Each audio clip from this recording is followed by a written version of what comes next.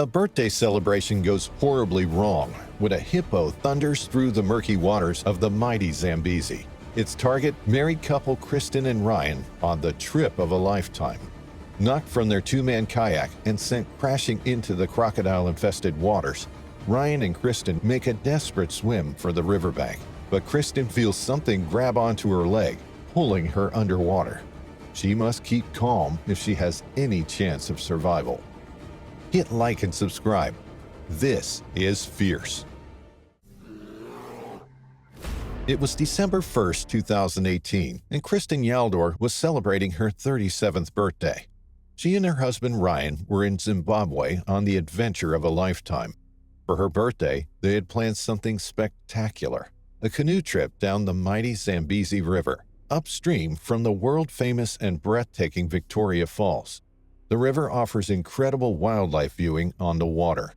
Many companies take tourists for sunset cruises, promising to see hippos and crocodiles, a plethora of birds, and elephants and buffalo stepping down the riverbanks to drink from the waters. Kristen and Ryan chose Wild Horizons, a guiding company that took beginners downriver in canoes and kayaks to witness some of Zimbabwe's wildlife up close, sometimes a little too close. As Kristen and Ryan stepped into their two-man kayak, they each grabbed a paddle. The water was fast-flowing, the river wide and brown. On its edges were tall grasses and trees lining the muddy riverbanks. Kristen was in front of the kayak, Ryan behind her. She pulled out her camera, held it up, and snapped a photo of the two of them, a selfie to remember this incredible experience together. But their incredible experience was about to take a sinister turn.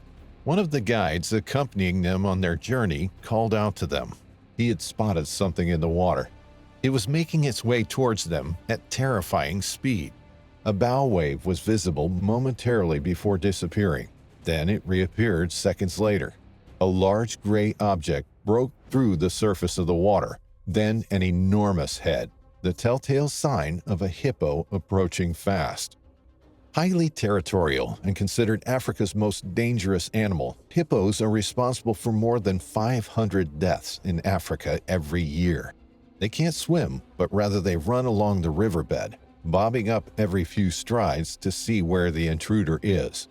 As it pushes off from the bottom of the river, it can literally launch itself up and out of the water before disappearing again. Kristen and Ryan didn't see the hippo approaching them, only the guides did. The married couple didn't realize the danger they were in until disaster struck. The hippo rose up out of the water immediately below their kayak. It was a direct hit. Kristen and Ryan were sent flying through the air, ejected from their seats with such force that they came crashing back down into the water with a huge splash. Their paddles went flying, their kayak upturned. And now they had to make a break for it. Unsure of what had just happened, the pair began swimming as fast as they could to the riverbank. They had to fight the currents, the danger of being swept downstream. And the hippos weren't the only ones in the water. The Zambezi is also home to 12,000 Nile crocodiles. But it wasn't the crocodiles that Kristen and Ryan had to worry about. The hippo hadn't finished with them yet. Most likely, it didn't feel that the threat to its territory had been neutralized. Below the water, it could see the two frantically paddling to the riverbank. Ryan was in front. He clambered up the muddy sides, pulling himself to his feet. Kristen was just behind him. She was only 5 strokes from dry land, and then she felt it. An incredible pressure wrapped around one of her legs. The hippo had opened its jaws gaping wide and closed them around her leg. The power of the bite broke Kristen's femur in two. It dragged her beneath the water, pulling her down into the murky river. Incredibly, Kristen was able to keep control of her mind. She was able to relax her body. She knew she had to stay calm. She knew she was in danger of drowning, and as she felt the hippo thrash her around like a rag doll, she kept her body limp. Holding her breath was the biggest battle. She didn't feel the pain in her leg at first. It was numb. Only the pressure of the bite holding her firmly in its mouth. She knew she couldn't fight off a hippo. She would have to wait. She would have to try and hold out, hoping and praying that the hippo would give up and move on.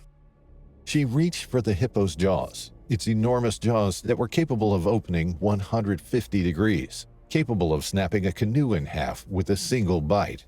Touching the hippo's face must have spooked it.